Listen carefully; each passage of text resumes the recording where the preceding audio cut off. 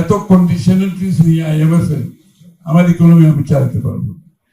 আমার economy has won person, আমরা আমাদের মতো করে ইকোনমি। বাংলাদেশের সবচেয়ে বড় সমস্যা হচ্ছে আমাদের ইন্ডাস্ট্রিগুলো বাইরে থেকে টেকনিশিয়ান আনতে হয়, মিড লেভেল ম্যানেজমেন্ট আনতে হয়, আর বাংলাদেশের লোক বাইরে গিয়ে ফ্লোর মুছতে হয়। বেসিক্যালি আমাদের এখানে স্কিল ডেভেলপমেন্টের বিগত দিনে অনেকগুলো প্রতিষ্ঠান আছে, অনেকগুলো ট্রেনিং সেন্টার আছে, আউটপুট ইজ হার্ডলি এনিথিং। আমরা এখন সিদ্ধান্ত নিয়েছি আমরা অনেকগুলো ভোকেশনাল সেন্টার করব, এক্সিস্টিং যারা আছে তাদেরকেও সাপোর্ট দেব, বাট অন ওয়ান কন্ডিশন, সবাইকে অ্যাক্রেডিটেশন থাকতে হবে, সার্টিফিকেশন থাকতে হবে, and this will be industry targeted jobs. কারা কোন জব ক্রিয়েট করবে, we have no problem with funding, সেটাকে আমরা ফান্ডিং করব, কিন্তু বলতে হবে ইন্ডাস্ট্রির সাথে তাদের কি কোন ইন্ডাস্ট্রিতে কারা কোথায় এমপ্লয়েড হবে। সো সার্টিফিকেশন অ্যাক্রেডিটেশন ছাড়া আমরা কোনো প্রজেক্টে ফাইন্যান্স করব না। যারা এই দুটো নিয়ে আসবে will finance them. Clearly this is the decision. আর কি ছিল প্রশ্ন? আনডিক্লেয়ার্ড মানি এখানে তালাব করা যাবে না। বাজেট হচ্ছে 11 তারিখ। You expect me to run into trouble? Undeclared money to discuss with.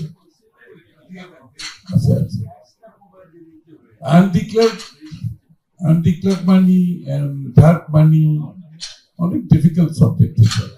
এটা এখানে ডিসকাস করতে আমি চাই না, বাট আমরা জানি যে কনস্ট্রাকশন সেক্টর ইজ গ্রোথের একটা বড় অংশ।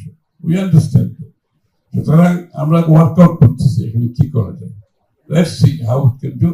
আর 4 কোটি টাকার ফ্ল্যাটের থেকে 1.5 কোটি টাকা দিয়ে কিনে সে কি কম দুঃখে আছে? আর যাকে যে বাকি টাকাটা দিয়ে সেও কি কম দুঃখে আছে? সে ওই টাকাটা দিয়ে কি করবে এখন? আবার যে 1.5 কোটি টাকা 8 কোটি টাকা ফ্ল্যাট 1.5 কোটি টাকা কিনছে সেও ইস্যু আছে এখানে অনেক। আমরা এগুলো ওয়ার্কআউট করতেছি, how we can get out of this. দেখা যাক এটা কি হয়। গার্মেন্টস সেক্টর যখন শুরু হয় 100% ইম্পোর্টেড ছিল, 100%। কার্টুন পর্যন্ত বিদেশ থেকে আসতো, পলিথিন ব্যাগ বিদেশ থেকে আসতো, 100% খালি লেবার এলিমেন্টে ছিল।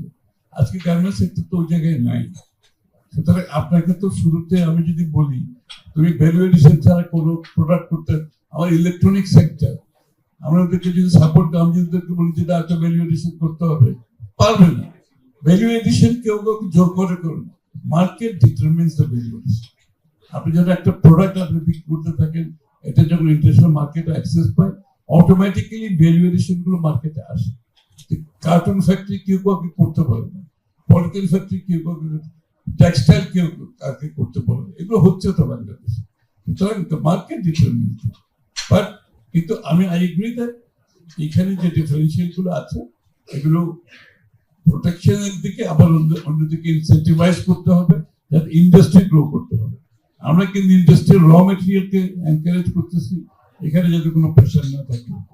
This is very important. Banking sector তো অনেক বড় প্রবলেম, ইসলামিক ব্যাংকগুলো নিয়ে অনেক বড় প্রবলেম। আমাদের যে 5টা মার্জার আছে ওখানে প্রবলেম, তার বাইরেও যারা আছে ওগুলো প্রবলেম। সুতরাং Bangladesh bank is working on it. আমি বেশি কিছু আজকে এখানে বলতে চাই। Public financing architecture has changed, আগের মতো হবে না। আমরা খালি ওয়ার্ল্ড ব্যাংক IMF এটা হবে না। আমাদের we have to go for alternative funding, we have to have that option. এত কন্ডিশনালিটিস নিয়ে IMF এর আমার ইকোনমি আমি চালাতে পারবো। আমার ইকোনমি হ্যাজ ওন পারসন, আমরা আমাদের মতো করে ইকোনমি।